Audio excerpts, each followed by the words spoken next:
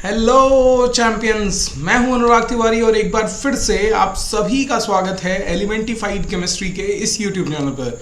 आज हम लेकर के आए हैं इलेक्ट्रोकेमिस्ट्री का नेक्स्ट पार्ट, जिसमें हम पढ़ने वाले हैं इलेक्ट्रोड पोटेंशियल के बारे में।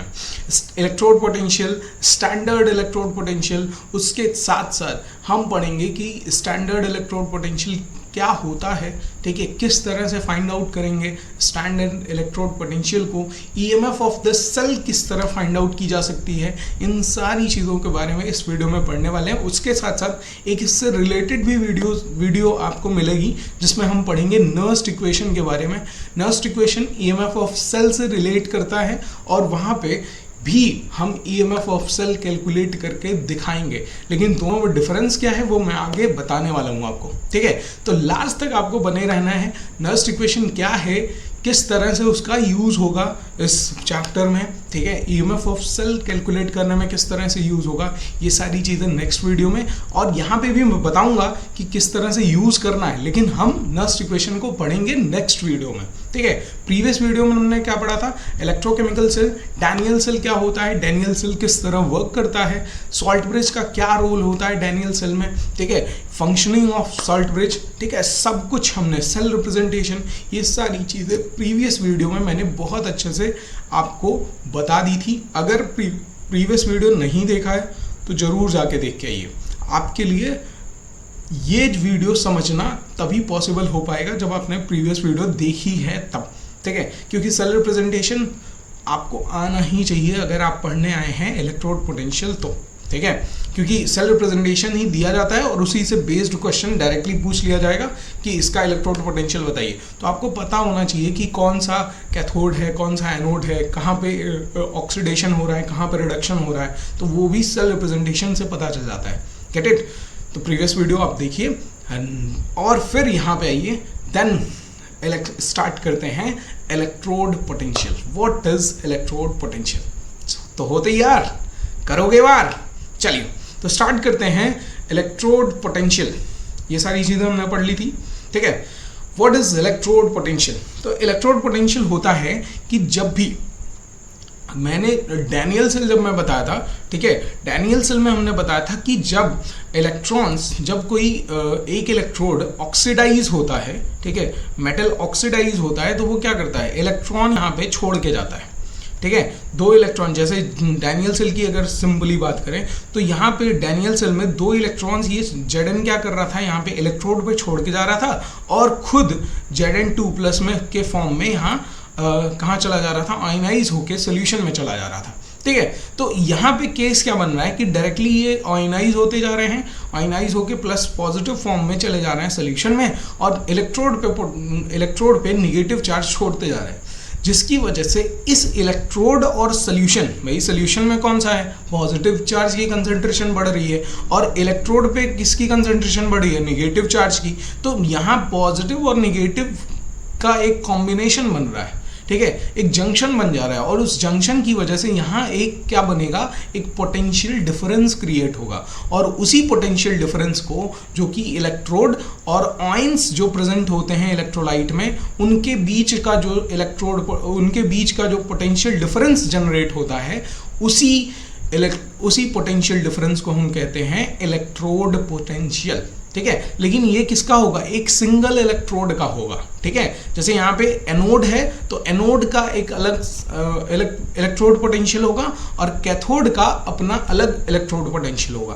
कैथोड का कैसे होगा भाई, कैथोड में क्या हो रहा था, कैथोड में कॉपर के आयंस पहले से सोल्यूशन में प्रेजेंट थे, और जब इलेक्ट्रॉन्स यहाँ से ट्रांसफर होके इधर की तरफ आ रहे थे, ठीक है, जो वर्किंग मैंने बताई थी डैनियल सेल की, वो यही सब बताई थी, इधर आ रहे थे तो इधर दो इलेक्ट्रॉन जैसे ही आता था, कॉपर उनको एक्सेप्ट करके, कॉपर 2+ से दो इलेक्ट्रॉन एक्सेप्ट करके किस में कन्वर्ट हो जा रहा था, कॉपर में कन्वर्ट हो जा रहा था। और जैसे ही कॉपर में कन्वर्ट होता था तो आप जानते हो कि कोई भी इलेक्ट्रॉन अगर किसी दूसरे को देता है तो उसके ऊपर पॉजिटिव चार्ज आता है, ठीक है। और यहाँ पे इलेक्ट्रोड क्या कर रहा है, इलेक्ट्रॉन प्रोवाइड कर रहा है, किसको प्रोवाइड कर रहा है, कॉपर को, इसलिए इलेक्ट्रोड पे कौन सा चार्ज आ जाएगा, पॉजिटिव। अब इलेक्ट्रोड पे पॉजिटिव चार्ज है, कॉपर आयन खत्म हो रहे हैं, कॉपर आयन खत्म हो रहे हैं, तो यहाँ पे बचेगा, किसकी कंसंट्रेशन बढ़ेगी, SO4 नेगेटिव की कंसंट्रेशन यहाँ पे बढ़ेगी। और SO4 नेगेटिव की कंसंट्रेशन बढ़ रही है और यहाँ पे जितना कॉपर आयंस यहाँ पे क्या करेंगे, कॉपर में कन्वर्ट होंगे, उतना इस इलेक्ट्रोड पे क्या आते जाएगा, पॉजिटिव चार्ज आते जाएगा। यानी कि यहाँ पे पोटेंशियल डिफरेंस जनरेट हो रहा है और वो पोटेंशियल डिफरेंस क्या है, ये इलेक्ट्रोड पॉजिटिव है और सोल्यूशन में निगेटिव आयंस का कंसंट्रेशन बढ़ रहा है, जिसकी वजह से यहाँ भी पोटेंशियल डिफरेंस आएगा और ये पोटेंशियल डिफरेंस ही कहलाएगा इलेक्ट्रोड पोटेंशियल, ठीक है। लेकिन बस इनके नाम बदल जाएंगे और नाम क्या होगा भाई, जो ऑक्सीडेशन जिस इलेक्ट्रोड पे ऑक्सीडेशन हो रहा है, ठीक है, ये एनोड वाले पे क्या हो रहा है, मैंने बताया था, कल ही बताया था कि आपको क्या करना है, हमेशा याद रखना है कि ऑक्सीडेशन कहाँ होगा, एनोड पे, और रिडक्शन कहाँ होगा, कैथोड पे, ठीक है। तो ऑक्सीडेशन जहां हो रहा है उस पोटेंशियल को, उस इलेक्ट्रोड पोटेंशियल को हम ऑक्सीडेशन इलेक्ट्रोड पोटेंशियल या ऑक्सीडेशन पोटेंशियल कहते हैं, और जहां पे रिडक्शन हो रहा है उसको क्या कहेंगे, रिडक्शन पोटेंशियल कहेंगे। यहां ऑक्सीडेशन कैसे हो रहा है, क्योंकि जिंक क्या कर रहा है, जिंक 2 इलेक्ट्रॉन्स को डोनेट करके Zn2+ में कन्वर्ट हो रहा है और इलेक्ट्रॉन का रिमूवल ही कहलाता है ऑक्सीडेशन, ठीक है। और कॉपर यहाँ पे क्या कर रहा है, उन्हीं 2 इलेक्ट्रॉन्स को एक्सेप्ट करके किस में कन्वर्ट हो रहा है, कॉपर में, और एक्सेप्ट, ठीक है, एडिशन ऑफ इलेक्ट्रॉन को हम क्या कहते हैं, रिडक्शन। तो यहाँ एडिशन ऑफ इलेक्ट्रॉन की वजह से जो पोटेंशियल जनरेट हो रहा है उसको हम क्या कहेंगे, रिडक्शन पोटेंशियल। वाइल जब ऑक्सीडेशन पोटेंशियल की बात आएगी तो ऑक्सीडेशन पोटेंशियल किसको कहेंगे, क्योंकि यहाँ ऑक्सीडेशन हो रहा है, इस इलेक्ट्रोड पे क्या हो रहा है, ऑक्सीडेशन, और उस ऑक्सीडेशन की वजह से पोटेंशियल जनरेट हो रहा है, इसलिए यहाँ पे क्या कहलाएगा, ये ऑक्सीडेशन पोटेंशियल कहलाएगा। समझ में आया, क्लियर हुई, कहाँ पे आएगा, इलेक्ट्रोड पोटेंशियल, एक सिंगल इलेक्ट्रोड का। तो जहां ऑक्सीडेशन हो रहा होगा उसको ऑक्सीडेशन पोटेंशियल कहेंगे, जहां रिडक्शन हो रहा होगा जिस इलेक्ट्रोड पे उसको क्या कहेंगे, रिडक्शन पोटेंशियल, ठीक है। इसको left potential, right potential, anode potential, cathode potential इस नाम से भी बोलते हैं, ठीक है। आप एनोड इलेक्ट्रोड पोटेंशियल भी बोल सकते हो, क्लियर। लेकिन साउंड कूल कैसे करेगा, oxidation potential, reduction potential, get it, समझ में आया। उसके बाद आगे बढ़ते हैं। अब देखिए इसका रिप्रेजेंटेशन भी होता है ऐसे, इलेक्ट्रोड पोटेंशियल को रिप्रेजेंटेशन भी बता देता हूं। इलेक्ट्रोड पोटेंशियल को कैपिटल ई से रिप्रेजेंट किया जाता है, किससे रिप्रेजेंट किया जाता है, कैपिटल ई से रिप्रेजेंट करते हैं, ठीक है। वाइल जब हम ऑक्सीडेशन पोटेंशियल की बात कहेंगे तो वहां पे कैपिटल ई और यहाँ पे ऑक्स करके हम रिप्रेजेंट करते हैं। ई ऑक्स का मतलब क्या हुआ कि ये ऑक्सीडेशन पोटेंशियल, यार पूरा आप लिख सकते हो ऑक्सीडेशन, ई ऑक्सीडेशन, ठीक है। ई ऑक्सीडेशन का मतलब क्या हुआ कि ऑक्सीडेशन पोटेंशियल की बात की जा रही है, तो रिप्रेजेंट करने का तरीका है। और रिडक्शन पोटेंशियल के लिए क्या करेंगे, कैपिटल ई और यहां लिखेंगे रिडक्शन, ठीक है।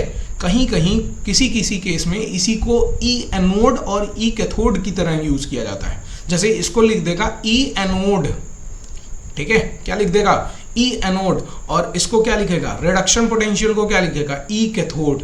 क्यों लिख रहा है, क्योंकि पता है कैथोड पे क्या हो रहा है, रिडक्शन, एनोड पे क्या हो रहा है, ऑक्सीडेशन। समझ में आ रही बात। तो ऑक्सीडेशन पोटेंशियल को इससे भी रिप्रेजेंट किया जाता है, ई एनोड को से रिप्रेजेंट किया जाता है ऑक्सीडेशन पोटेंशियल को, ई कैथोड से रिप्रेजेंट किया जाता है रिडक्शन पोटेंशियल को। समझ में आया, ठीक है। अब आगे बढ़ते हैं, ठीक है। नेक्स्ट देखते हैं standard electrode potential. Electrode potential और standard electrode potential. Electrode potential समझ में आ गया कि इलेक्ट्रोड और इलेक्ट्रोलाइट्स में जो आयंस प्रेजेंट हैं उनके बीच जो पोटेंशियल डिफरेंस जनरेट होता है, पोटेंशियल डिफरेंस आता है, उसी की वजह से जो भी पोटेंशियल जनरेट होगा उसी को हम क्या कहेंगे, उसी को हम कहेंगे इलेक्ट्रोड पोटेंशियल। समझ में आ गया।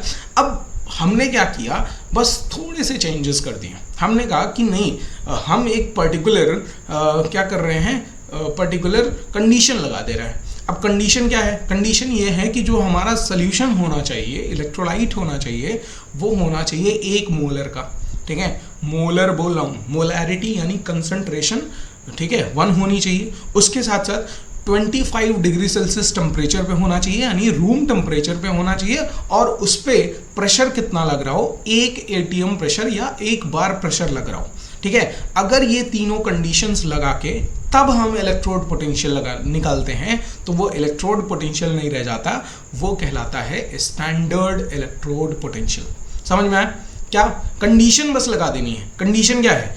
कंडीशन है कि देखिए ध्यान से देखिए, यहीं पे लिखा हुआ है कि इलेक्ट्रोड पोटेंशियल को ही एक कंडीशन पे ला दें। किस पे ला दें? कि एक मोलर सोल्यूशन ले लिया जाए जो इलेक्ट्रोलाइट लिया जा रहा है, और उसके साथ साथ 25 डिग्री सेल्सियस टेम्परेचर पे, 1 ATM प्रेशर या 1 बार प्रेशर पे, ठीक है। अगर 1 बार प्रेशर, ये तीनों कंडीशंस को ले आके, इस तीनों कंडीशंस को फॉलो करा के जब हम इलेक्ट्रोड पोटेंशियल निकालते हैं तो वो इलेक्ट्रोड पोटेंशियल नहीं रह जाता, वो क्या कहलाता है? Standard electrode potential. और स्टैंडर्ड इलेक्ट्रोड पोटेंशियल को रिप्रेजेंट करते हैं किससे? E0 से रिप्रेजेंट किया जाता है, ऐसे, ठीक है। E0 से रिप्रेजेंट किया जाएगा। अब E0 से रिप्रेजेंट किया जा रहा है तो यहाँ पे भी भाई स्टैंडर्ड इलेक्ट्रोड पोटेंशियल का 2 टाइप्स होंगे, 2 होंगे।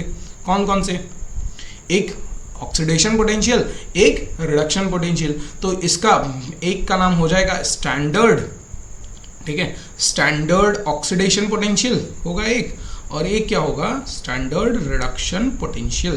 तो क्या हो जाएगा? स्टैंडर्ड, ठीक है, स्टैंडर्ड ऑक्सीडेशन पोटेंशियल, ठीक है। और दूसरा क्या होगा? दूसरी तरफ राइट साइड में क्या होगा? स्टैंडर्ड, ठीक है, रिडक्शन पोटेंशियल, रिडक्शन पोटेंशियल। लेकिन इतना लंबा लिखने नहीं चाहते हैं।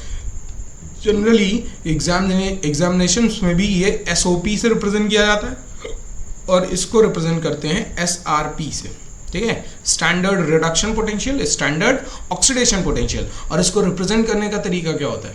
इसको रिप्रेजेंट करने का तरीका होता है E0S, ठीक है, E0 ऑक्सीडेशन, ठीक है, आप लिख सकते हो, ठीक है, वही दोनों चीज़ें, एनोड और कैथोड वाली।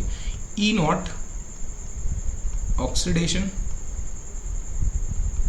ठीक है, और इसको क्या लिख सकते हैं? E0 reduction. समझ में आ रहा है? और क्या लिख सकते हो? इसी को लिख सकते हो E0 एनोड, क्योंकि ऑक्सीडेशन कहाँ हो रहा है? एनोड पे। और इसको क्या लिख सकते हो? E0 कैथोड, क्योंकि रिडक्शन कहाँ हो रहा है? कैथोड पे हो रहा है, ठीक है। तो ये रिप्रेजेंट करने का, देखो मैं रिप्रेजेंट करने का तरीका अलग अलग इसीलिए बता रहा हूँ क्योंकि एग्जाम में आपको एक तरीका नहीं दिया जाएगा। हो सकता है वो E0 ऑक्सीडेशन करते, कहीं कहीं ये भी किया जाता है कि ऐसे लिख दिया जाएगा E0 लेफ्ट और E0 राइट, ठीक है, E0 लेफ्ट और E0 राइट। तो E0 लेफ्ट का मतलब क्या है? लेफ्ट में हमेशा ऑक्सीडेशन होता है, एनोड होता है, ठीक है, और राइट में क्या होता है? हमेशा कैथोड होता है। तो E0 लेफ्ट का मतलब ऑक्सीडेशन वाला और राइट का मतलब रिडक्शन वाला। समझ में आ रही बात? तो ये जो छोटे छोटे पॉइंट्स है ना, इनको याद रखना पड़ता है, ठीक है। और नॉट लगा है, नॉट का मतलब स्टैंडर्ड कंडीशन है, 1 मोलर सोल्यूशन होगा, 1 ATM प्रेशर होगा और उसके साथ साथ 25 डिग्री सेल्सियस टेम्परेचर होगा, ठीक है। समझ रहे हैं? तो स्टैंडर्ड इलेक्ट्रोड पोटेंशियल क्लियर हो गया, कोई दिक्कत? जो इलेक्ट्रोड पोटेंशियल था उसी पे हमने एक कंडीशन लगा दी तो वो बन जाएगा स्टैंडर्ड इलेक्ट्रोड पोटेंशियल। समझ में आया? आगे बढ़े। नेक्स्ट है, एज पर IUPAC reduction potential is considered as electrode potential, also standard reduction potential is termed as standard electrode potential, ठीक है। अब ये पूरी मीनिंग क्या है? ये बच्चे बहुत ज़्यादा इसमें कंफ्यूजन आती है सबको, और आनी भी चाहिए क्योंकि नई चीज़ है, ठीक है। लेकिन मैं आपको समझाता हूँ। मान लीजिए, ठीक है, मान लीजिए मैंने आपसे एक क्वेश्चन कर लिया कि, या किसी बच्चे से एक क्वेश्चन किया गया कि बताइए कि स्टैंडर्ड इलेक्ट्रोड पोटेंशियल जिंक का कितना होगा, ठीक है। तो जिंक का स्टैंडर्ड इलेक्ट्रोड पोटेंशियल उसने बताया, ठीक है, कि 0.76 होगा, ठीक है। दूसरे बच्चे से पूछा गया तो उसने कहा कि E0, ठीक है, E0 और जो जिंक का होगा यानी स्टैंडर्ड इलेक्ट्रोड पोटेंशियल, ठीक है, वो 0.76 ना होके वो होगा -0.76। कितना हो जाएगा? -0.76, ठीक है। तो यहाँ पे क्वेश्चन बनता है -0.76, ठीक है। अब ये IUPAC से पूछा गया, भाई आप बताइए कि कौन सा सही है, ठीक है। तो IUPAC यहाँ पे आई और IUPAC ने कहा कि ये दोनों बातें सही हैं, ठीक है। इलेक्ट्रोड पोटेंशियल जो होगा वो 0.7 जिंक का, ठीक है, जिंक का वो 0.76 भी हो सकता है और -0.76 भी हो सकता है। अब ये कैसे पॉसिबल है, ठीक है, ये कैसे पॉसिबल है भाई, ये तो पॉसिबिलिटी बन नहीं सकती। तो IUPAC वहाँ क्लियरेंस हमें देता है कि एक्चुअल में, ठीक है, एक्चुअल में जो E0 0.76 ये बताया है, ये क्या है, ये है जिंक का ऑक्सीडेशन पोटेंशियल। ऑक्सीडेशन पोटेंशियल की वैल्यू होती है 0.76, वाइल अगर इसी का रिडक्शन पोटेंशियल निकाला जाए जिंक का ही, तो जिंक का जो रिडक्शन पोटेंशियल आता है वो -0.76 आता है, ठीक है। समझ गए क्या हमने कहा कि भाई क्वेश्चन पूछा गया था, तो क्वेश्चन में तो एक ने जवाब दिया 0.76, एक ने जवाब दिया -0.76। तो IUPAC से क्वेश्चन पूछा गया कि भाई आप बताइए दोनों में से करेक्ट आंसर कौन सा है, तो उन्होंने बताया कि भाई दोनों करेक्ट हैं, ठीक है। तो अब पॉसिबल, भाई दोनों इक्वल तो हो नहीं सकते, 0.76 इज इक्वल टू -0.6 मैथमेटिकली तो कहीं से करेक्ट नहीं है ना, ठीक है। तो वहां पे IUPAC क्लियरेंस देता है कि जो पहला वाला बच्चा है जो पॉजिटिव बता रहा है वो ऑक्सीडेशन पोटेंशियल को कंसिडर कर रहे हैं। देखो ऑक्सीडेशन हो रहा है ना, ठीक है, Zn से Zn2+ में कन्वर्ट हो रहा है। लेफ्ट में जो लिखते हैं वो बिफोर और राइट में जो लिखते हैं वो आफ्टर, सेल रिप्रेजेंटेशन बताया था, ठीक है। और यहाँ पे क्या हो रहा है, ये ऑक्सीडेशन पोटेंशियल की वैल्यू है, वाइल जो दूसरा वाला बच्चा -0.76 बता रहा है वो क्या बता रहा है, वो रिडक्शन पोटेंशियल बता रहा है, यानी जहाँ पे Zn2+ रिड्यूस होके Zn में कन्वर्ट हो रहा है, ठीक है। तो यहाँ पे कंफ्यूजन आई कि अगर ये चीज़ ऐसे रहेगी, ठीक है, अगर ये कंफ्यूजन ऐसे ही रहेंगी कि एक वैल्यू, ठीक है, वो ऑक्सीडेशन पोटेंशियल कोई बता रहा है, कोई इलेक्ट्रोड पोटेंशियल पूछा जा रहा है तो वो कोई रिडक्शन पोटेंशियल बता रहा है, तो ये कंफ्यूजन हमेशा क्रिएट होती रहेगी, ठीक है। और जब हमेशा क्रिएट होती रहेगी तो एक्चुअल आंसर निकालना सबके लिए मुश्किल हो जाएगा, कैलकुलेशन करना सबके लिए मुश्किल हो जाएगा, ठीक है। तो वहां पे IUPAC ने डिसीजन लिया, उसने कहा कि जो रिडक्शन आज से जो रिडक्शन पोटेंशियल होगा, रिड्यूस वाला पोटेंशियल, ध्यान से देखिए, जो रिडक्शन पोटेंशियल होगा यही कहलाएगा इलेक्ट्रोड पोटेंशियल। यानी आपसे अगर सीधे पूछा जा रहा है कि इलेक्ट्रोड पोटेंशियल, तो इलेक्ट्रोड पोटेंशियल में आप ऑक्सीडेशन पोटेंशियल नहीं बता सकते हैं, आपको क्या बताना है, आपको बताना है रिडक्शन पोटेंशियल, समझ में आया। और अगर आपसे स्टैंडर्ड इलेक्ट्रोड पोटेंशियल पूछा जा रहा है तो स्टैंडर्ड इलेक्ट्रोड पोटेंशियल आज से क्या होगा, स्टैंडर्ड रिडक्शन पोटेंशियल को ही हम क्या कहेंगे, स्टैंडर्ड इलेक्ट्रोड पोटेंशियल कहेंगे, समझ में आया। यानी अगर आपसे स्टैंडर्ड किसी भी मेटल का स्टैंडर्ड इलेक्ट्रोड पोटेंशियल पूछा जा रहा है तो आप ऑक्सीडेशन पोटेंशियल की बात नहीं करेंगे, आप किसकी बात करेंगे, आप बात करेंगे स्टैंडर्ड रिडक्शन पोटेंशियल की, ठीक है। समझ में आया। IUPAC क्यों ये डिसीजन आया, क्योंकि प्रॉब्लम ये आ रही थी कि जब इलेक्ट्रोड पोटेंशियल पूछा जाता था तो कोई उसमें ऑक्सीडेशन पोटेंशियल बता देता था, कोई रिडक्शन पोटेंशियल बता देता था, और कंफ्यूजन ये क्रिएट हो जाती थी कि कैलकुलेशन किसको लेके करें। तो वहाँ पे IUPAC ने स्ट्रिक्ट रूल बनाया कि स्ट्रिक्ट बोला कि जो रिडक्शन पोटेंशियल होगा आज से वही कहलाएगा इलेक्ट्रोड पोटेंशियल, समझ में आया, ठीक है, समझ में आया। और अगर आपके पास, अब मान लो, ठीक है, ये समझ में कि रिडक्शन पोटेंशियल को ही हम इलेक्ट्रोड पोटेंशियल कहेंगे, ये समझ गए, ठीक है। अब यहीं पे बात आ गई कि अगर मुझे, ठीक है, अगर मुझे किसी मेटल का हमें केवल स्टैंडर्ड ऑक्सीडेशन पोटेंशियल ही पता है तो हम क्या करें, ठीक है, हमें रिडक्शन पोटेंशियल पता ही नहीं है। तो वहां पे IUPAC ने बोला कि जो स्टैंडर्ड ऑक्सीडेशन पोटेंशियल है किसी भी मेटल का, जो स्टैंडर्ड ऑक्सीडेशन पोटेंशियल होगा वो हमेशा इक्वल होगा minus of standard reduction potential, SOP, that is standard oxidation potential, ये किसके बराबर होगा, minus of standard reduction potential. मतलब अगर आपको किसी मेटल का स्टैंडर्ड ऑक्सीडेशन पोटेंशियल पता है तो उसके आगे आप माइनस लगा दीजिए, वो क्या बन जाएगा, उसी का स्टैंडर्ड रिडक्शन पोटेंशियल बन जाएगा। जैसे कि यहाँ पे हुआ है, देखो जिंक का हमें क्या पता था, जिंक का यहाँ पे क्या बताया गया है, स्टैंडर्ड रिडक्शन पोटेंशियल जो कि 0.76 है, लेकिन इसी का अगर हम reduction potential standard oxidation potential बताया गया है जिसमें पॉजिटिव 0.76 उसकी वैल्यू है ऑक्सीडेशन पोटेंशियल की, लेकिन इसी का जिंक का ही अगर हम मुझे क्या निकालना है रिडक्शन पोटेंशियल, तो रिडक्शन पोटेंशियल के सामने क्या कर दिया है, बस एक माइनस लगा दिया।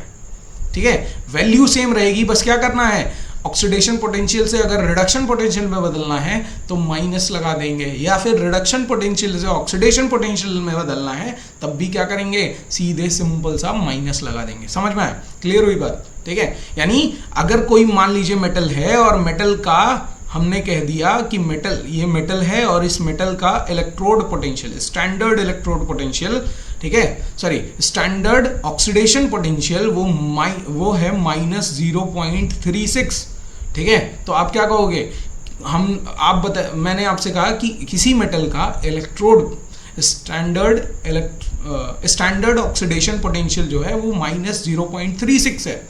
आप बताओ कि इसी मेटल का स्टैंडर्ड रिडक्शन पोटेंशियल क्या होगा, बताइए। ठीक है, तो स्टैंडर्ड रिडक्शन, मैंने क्या कहा, ऑक्सीडेशन पोटेंशियल का जस्ट क्या करना है, जो भी ऑक्सीडेशन पोटेंशियल रहेगा उसके आगे माइनस लगा दीजिए, वो क्या हो जाएगा, अब उसी मेटल के रिडक्शन पोटेंशियल में कन्वर्ट हो जाएगा। ठीक है, तो हमें ऑक्सीडेशन पोटेंशियल पता है, ठीक है, कितना है -0.36, और इसी का हमें क्या निकालना है, रिडक्शन पोटेंशियल। ठीक है, तो मैंने बताया कि standard oxidation potential is equal to minus of standard reduction potential, यानी ई नॉट ऑफ, ये क्या है mn प्लस, ये क्या है पूरा ई नॉट ऑफ, इसको क्या पढ़ेंगे mn प्लस से m में कन्वर्ट हो रहा है ना, ध्यान से देखिए mn प्लस से किस में कन्वर्ट हो रहा है, m में, और mn प्लस से m में कन्वर्ट हो रहा है, मतलब रिडक्शन हो रहा है, तो वो किसको रिप्रेजेंट करेगा, किसको रिप्रेजेंट करेगा, ध्यान से देखिए ई से mn प्लस से, ठीक है, छोटा लिखना चाहिए था mn, वेट अ मिनट। ठीक है, अब देखिए ध्यान से देखो, m मेटल mn प्लस से m में कन्वर्ट हो रहा है, mn प्लस से m में कन्वर्ट हो रहा है, मतलब रिडक्शन, और रिडक्शन पोटेंशियल जो इसका हो जाएगा, यहाँ पे क्या हो रहा है, m से m में कन्वर्ट, mn प्लस में कन्वर्ट हो रहा था, तो ये ऑक्सीडेशन पोटेंशियल है, कितना है -0.36, और रिडक्शन पोटेंशियल हमें निकालना है, तो रिडक्शन पोटेंशियल किसके इक्वल होता है भाई, रिडक्शन पोटेंशियल किसके इक्वल होता है, ऑक्सीडेशन पोटेंशियल के माइनस के, तो माइनस ऑफ ऑक्सीडेशन पोटेंशियल, और माइनस ऑफ ऑक्सीडेशन पोटेंशियल क्या है, यही mn2 प्लस, ठीक है, mn प्लस, ठीक है, और ये माइनस ऑफ माइनस, और ऊपर से इसकी वैल्यू कितनी थी -0.36, तो वैल्यू टोटल आ जाएगी प्लस में 0.36, आ गया ना, यानी जब उसका ऑक्सीडेशन पोटेंशियल माइनस में है तो उसका रिडक्शन पोटेंशियल पॉजिटिव होगा विथ सेम वैल्यू, और अगर उसी का रिडक्शन पोटेंशियल पॉजिटिव है तो उसका ऑक्सीडेशन पोटेंशियल नेगेटिव होगा विथ सेम वैल्यू। समझ में आया, क्लियर हुई, ये चीज़ क्लियर हुई। और किसको, आपसे पूछा जाएगा इलेक्ट्रोड पोटेंशियल, तो आप किसी भी मेटल का क्या बताएंगे, रिडक्शन पोटेंशियल बताएंगे। ठीक है, स्टैंडर्ड इलेक्ट्रोड पोटेंशियल पूछा जा रहा है तो क्या बताएंगे, स्टैंडर्ड रिडक्शन पोटेंशियल बताएंगे, ऑक्सीडेशन की बात नहीं करेंगे। या ऑक्सीडेशन दिया है तो उसके आगे माइनस लगा के क्या कर लेंगे, उसको कन्वर्ट कर लेंगे स्टैंडर्ड रिडक्शन पोटेंशियल। समझ में आया, कन्वर्ट कर लेंगे। क्लियर हुई बात, इतनी चीज़ें क्लियर हुई। नहीं क्लियर हुई है तो एक बार रिवाइंड करके फिर से देखिए, ठीक है, थोड़ा सा समझने की कोशिश करिए, बहुत अच्छे से ये समझ में आ जाएगा कि मैंने कहा क्या है। ठीक है, ठीक, ओके। नहीं समझ में आता है तो ज़रूर कमेंट करिएगा, मैं नेक्स्ट वीडियो में फिर से इस टॉपिक को एक बार रिवाइंड कर दूंगा, रिवाइज कर दूंगा आपके लिए। ठीक है, लेकिन आपको सीरियस रहना, आप बताओगे तब मुझे समझ में आएगा कि हाँ, मुझे पता चलेगा ना कि आपको समझ में आया कि नहीं आया। एक बार किसी और तरीके से बताने की ज़रूरत है कि नहीं है। ठीक है, आपको कमेंट करना है। ओके, ठीक, आगे बढ़ते हैं। अब आते हैं ईएमएफ ऑफ द सेल। अब तक क्या कर रहे थे, अब तक हम इलेक्ट्रोड पोटेंशियल निकाल लेते हैं, यानी 1 बाई 1 ये जो इलेक्ट्रोड्स हैं हमारे, ठीक है, इनका पोटेंशियल निकाल लेते हैं। ये एक इलेक्ट्रोड हुआ, ठीक है, और ये एक इलेक्ट्रोड हुआ, इनका पोटेंशियल निकाल लेते हैं। ठीक है, अब क्या करना है, अब इन दोनों इलेक्ट्रोड्स, भाई ये इलेक्ट्रोड पे निगेटिव चार्ज, ये इलेक्ट्रोड पे पॉजिटिव चार्ज, यहाँ भी तो पोटेंशियल डिफरेंस आ रहा है, और पोटेंशियल डिफरेंस जो यहाँ पे आ रहा है ये पूरे सेल की ईएमएफ को रिप्रेजेंट करेगा। ठीक है, और पूरी सेल की ईएमएफ किससे रिप्रेजेंट की जाती है, ई ऑफ द सेल। ठीक है, किससे रिप्रेजेंट की जाती है, ई ऑफ द सेल। समझ में क्लियर हुई? ठीक है, तो ई ऑफ द सेल यहाँ पे हमें क्या करना है, कैलकुलेट करना है। क्लियर हुआ, समझ में आया? ठीक है, देखिए क्लियर। तो इसी ई ऑफ द सेल को कैसे कैलकुलेट करेंगे, तो कैलकुलेट करने के लिए मान लीजिए हमारे पास ये पहले तो डैनियल सेल है। इस डैनियल सेल में Zn क्या कर रहा है, किसमें कन्वर्ट हो रहा है, Zn2+ में 2 इलेक्ट्रॉन्स रिलीज कर रहा है। Cu2+, ठीक है, किसमें कन्वर्ट हो रहा है, Cu में, बाई एक्सेप्टिंग 2 इलेक्ट्रॉन्स। ठीक है, तो ये क्या होगा, इसको हम कहेंगे E0। इसको हम क्या कहेंगे, मान लीजिए कंडीशन हमने यहाँ पे लगाई है, कंडीशन क्या लगाई, 1 मोलर, ठीक है, सोल्यूशन लिया है, और क्या लिया है उसके साथ साथ 1, अभी ना लगाते हैं, अभी स्टैंडर्ड कंडीशन नहीं लगाते हैं, ऐसे ही सिंपल ही समझते हैं। ठीक है, सिंपल ही समझते हैं। तो इसका जो ऑक्सीडेशन पोटेंशियल होगा वो क्या हो जाएगा, ई ऑक्सीडेशन हो जाएगा, और इसका रिडक्शन पोटेंशियल क्या हो जाएगा, किससे रिप्रेजेंट करेंगे, ई रिडक्शन से रिप्रेजेंट करेंगे, या फिर इसी का ई ऑक्सीडेशन को ई क्या लिख सकते हैं, ई एनोड भी लिख सकते हैं, और इसको क्या लिख सकते हैं, ई कैथोड लिख सकते हैं। समझ में? और इसी को क्या लिख सकते हैं, ई लेफ्ट, ठीक है, और इसको क्या लिख सकते हैं, ई राइट। ठीक है, और ये क्या है, ये ईएमएफ ऑफ सेल क्या रिप्रेजेंट करता है, potential difference between the 2 electrodes. ठीक है, इसका फॉर्मूला, इसका क्या होगा, डेफिनेशन कि potential difference between the 2 electrodes of the Daniell cell. ठीक है, इलेक्ट्रोड्स के, ठीक है, जो इलेक्ट्रोड्स हैं हमारे, उन्हीं के बीच का पोटेंशियल डिफरेंस निकाल लीजिए, आपको क्या मिल जाएगा, आपको मिल जाएगा पूरा ईएमएफ ऑफ द सेल। समझ में आ रही बात? तो डायरेक्टली हम क्या लिख सकते हैं इसको, कि potential difference between the 2 electrodes. ठीक है, तो इसका फॉर्मूला आ जाता है, यानी E of the cell is equal to formula बनता है, ठीक है, क्या बनेगा formula, E of cell is equal to formula बनता है ई ऑफ, ठीक है, कैथोड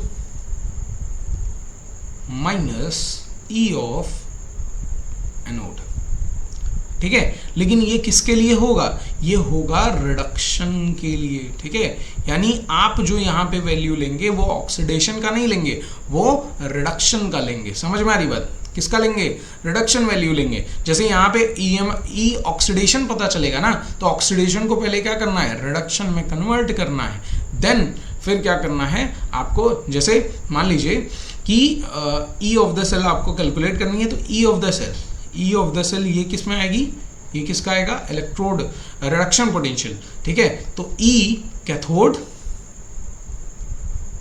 ठीक है, और ई कैथोड पे क्या करना है, कौन सा वाला, रिडक्शन। ठीक है, कौन सा वाला, reduction, wait a minute, reduction. ठीक है,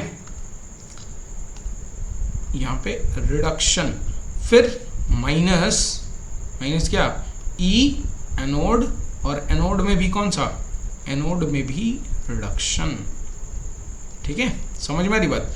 ठीक है, तो ये फॉर्मूला बन जाता है, किसका फॉर्मूला बन जाता है, ईएमएफ ऑफ द सेल का। ठीक है, इसी फॉर्मूले को और क्या लिख सकते हैं, इसी फॉर्मूले को लिख सकते हैं, E of the cell is equal to E, ठीक है, राइट माइनस ई लेफ्ट। लेकिन याद रखिएगा कि यहाँ राइट और लेफ्ट में जो ई ले रहे हैं ये इलेक्ट्रोड पोटेंशियल है, और इलेक्ट्रोड पोटेंशियल कौन सा रखते हैं, इस रिडक्शन पोटेंशियल। ठीक है, यानी लेफ्ट वाले का रिडक्शन पोटेंशियल माइनस राइट वाले, सॉरी, राइट वाले का रिडक्शन पोटेंशियल माइनस लेफ्ट वाले का रिडक्शन पोटेंशियल, और ये जो डिफरेंस आएगा वही डिफरेंस किसको रिप्रेजेंट करेगा, ईएमएफ ऑफ द सेल को रिप्रेजेंट करेगा। समझ में आ रही बात? ठीक है, समझ में आ रहा है? यानी कि अगर मुझे डैनियल सेल के लिए इक्वेशन बनानी है, ठीक है, डैनियल सेल के लिए मुझे अगर इक्वेशन बनानी है तो डैनियल सेल के लिए इक्वेशन क्या होगी, ध्यान से देखिए। लेफ्ट में कौन है, लेफ्ट में है जिंक जो कि Zn से किस में कन्वर्ट हो रहा है, Zn2+ में, ठीक है। और राइट में कौन है, राइट में है कॉपर, कॉपर 2+ से Cu में कन्वर्ट हो रहा है, ठीक है। तो अगर मैं कह रहा हूं कि यहां पे डैनियल सेल की मुझे EMF निकालनी है तो E of the cell is equal to होगा, ठीक है, E electrode potential of Cu2+ to Cu minus क्या, E इलेक्ट्रोड पोटेंशियल ऑफ, ठीक है, Zn2+ टू Zn, ठीक है। ये क्या है भाई, ये क्या है, ये रिडक्शन पोटेंशियल है किसका, राइट वाले का, ठीक है। और ये रिडक्शन पोटेंशियल किसका है, लेफ्ट वाले का। वही तो फॉर्मूला में लिखा है यहाँ पे, ठीक है, ठीक है, यही तो है, ठीक है। या फिर इसी को क्या ऐसे भी लिख सकते हैं, E cell is equal to E cathode, ठीक है, माइनस ई एनोड, ठीक है। और ये किसके लिए होगा, ये पूरा किसके लिए होगा, यहाँ पे कौन सी वैल्यू रखेंगे, रिडक्शन वाली वैल्यू रखेंगे, रिडक्शन पोटेंशियल रखेंगे। समझ में आ रही बात, कौन सी वैल्यू रखेंगे, रिडक्शन पोटेंशियल, चाहे कैथोड हो चाहे एनोड हो, दोनों के केस में रिडक्शन पोटेंशियल रखेंगे। समझ में आया, क्लियर हुई बात, क्लियरिटी आई, कोई दिक्कत किसी को, प्रॉब्लम है, ठीक है। अगर इसी में बात आ जाए कि हम इसी में अप्लाई कर दें कंडीशन, कंडीशन क्या कि हमने जो सोल्यूशन लिया है, ठीक है, ये तो सेल है ना, सेल है, किसी भी कंडीशन पे है, किसी भी कंसंट्रेशन पे लिया है, किसी भी प्रेशर, किसी भी टेम्परेचर पे लिया है, ठीक है। तो ये किसी भी टेम्परेचर पे कैलकुलेशन डायरेक्टली इस तरह से फाइंड आउट नहीं होता है। और इसी को फाइंड आउट करने के लिए, ठीक है, eight any temperature any pressure हम क्या करते हैं, नर्स्ट इक्वेशन लगाते हैं, ठीक है।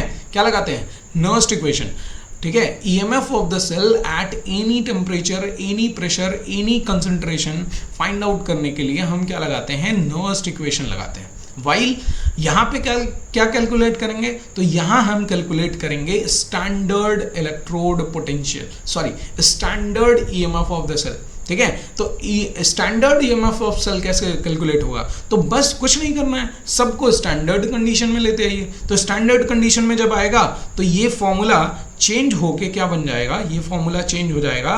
कैसे चेंज होगा, बस चेंजिंग क्या करनी है, बस चेंजिंग वही करनी है कि सब कुछ किस में आ जाएगा, स्टैंडर्ड कंडीशन में, यानी standard E of the cell is equal to हो जाएगा, ठीक है, स्टैंडर्ड रिडक्शन पोटेंशियल माइनस, ठीक है, E नॉट ऑफ एनोड, ठीक है, E naught of cathode minus E naught of anode. और ये दोनों किसके लिए हैं, रिडक्शन के लिए, रिडक्शन पोटेंशियल के लिए, ठीक है। क्योंकि लेना IUPAC ने क्या कहा है कि आपको जब कैलकुलेशन करेंगे तो आपको पोटेंशियल कौन सा लेना है, रिडक्शन ही लेना है, ठीक है। E naught of cell, Daniell cell के लिए क्या हो जाएगा, E naught of cell is equal to E naught of copper 2+2 copper minus E naught of Zn2+2 Zn। समझ में आ रही बात, ये फॉर डैनियल सेल, ये किसके लिए है, डैनियल सेल के लिए। अब कोई भी ऐसा इक्वेशन मिल रहा है तो आप डायरेक्टली क्या कर सकते हैं, फाइंड आउट कर सकते हैं। जैसे डैनियल सेल के जो कैलकुलेशन स्टैंडर्ड कंडीशन में किया जाता है वो फाइंड आउट करता है कि 1.1 वोल्ट इसका EMF ऑफ द सेल आता है, ठीक है। कैसे आएगा, मान लीजिए इसी को क्वेश्चन एक लगाते हैं।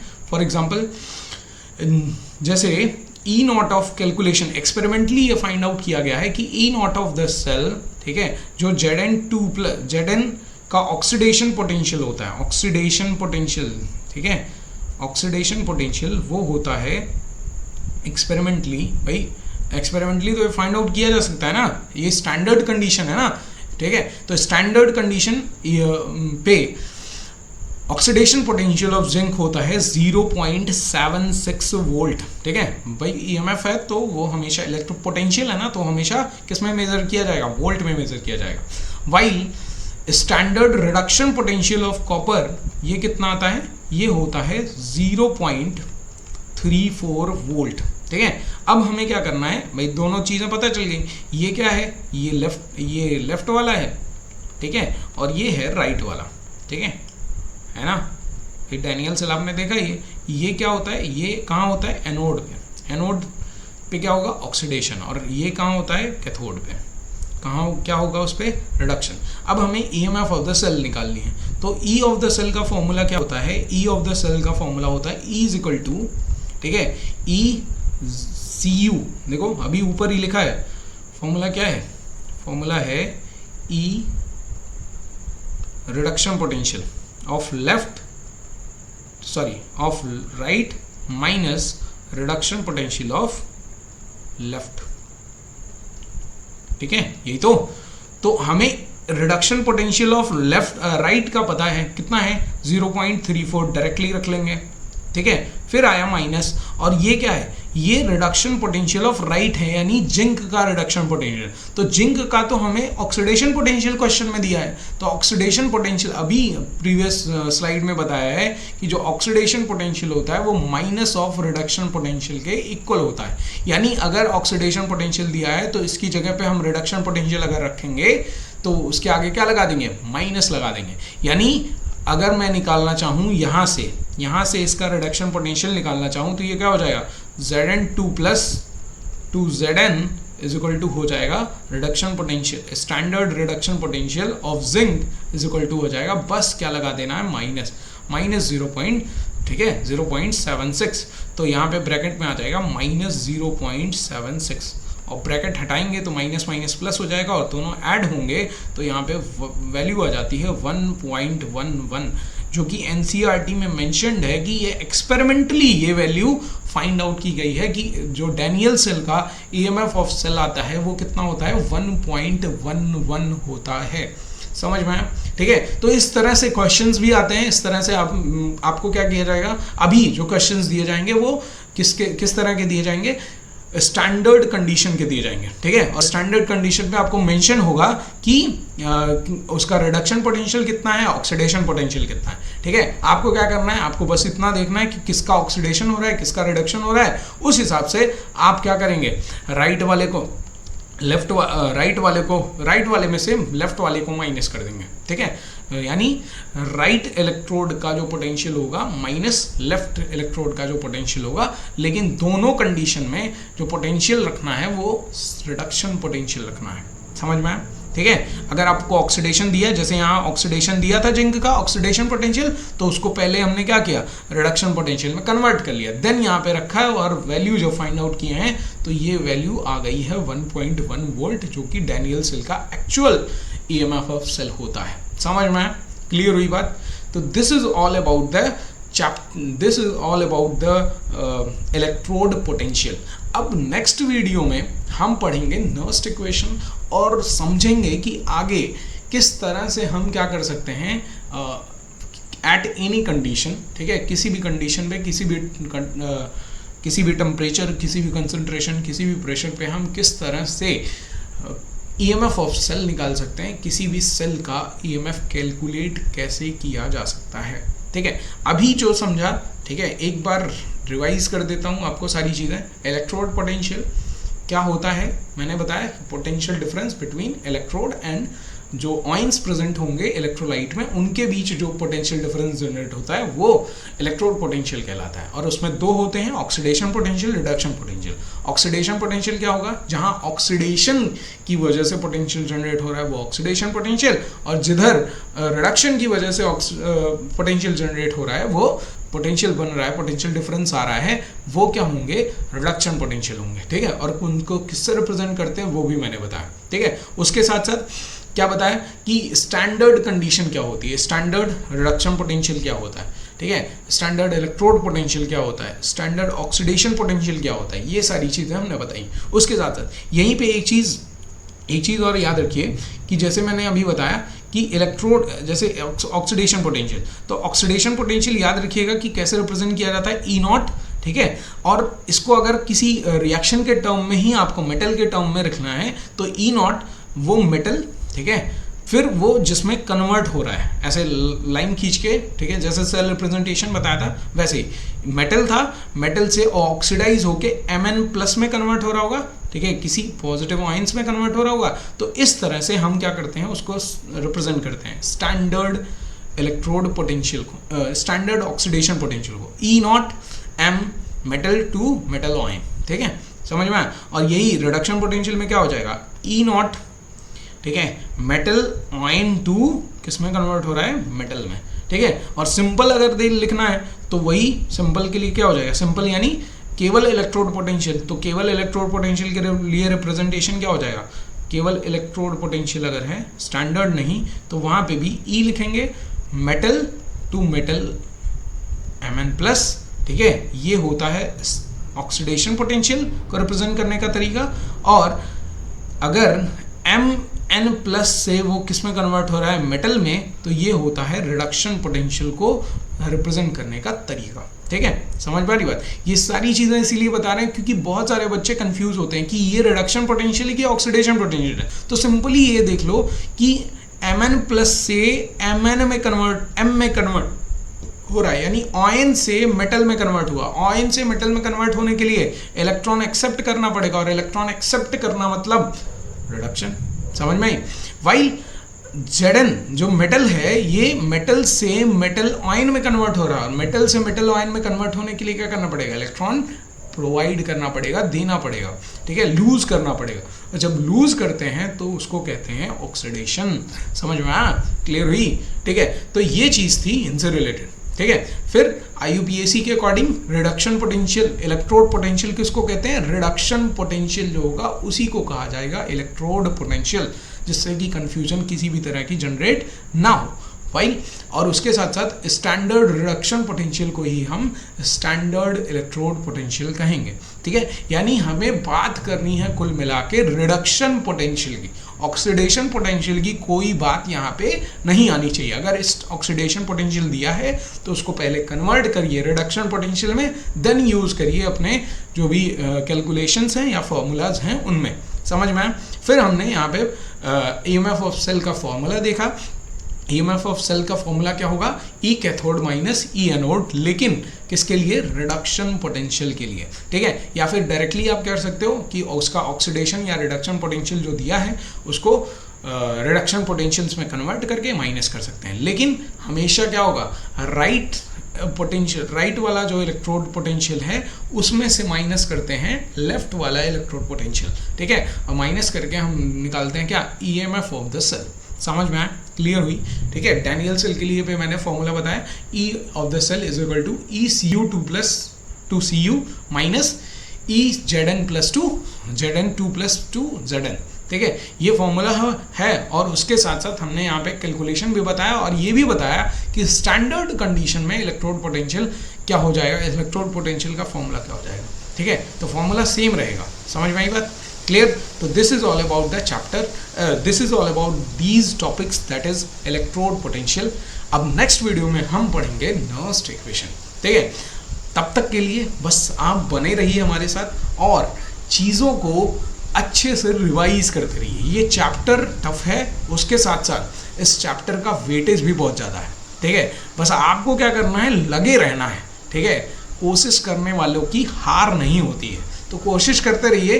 बाकी हम आपके साथ हैं, भगवान आपके साथ हैं, सब कुछ अच्छा होगा। Okay, thank you. Next video में फिर मिलते हैं एक नए टॉपिक के साथ, तब तक के लिए धन्यवाद।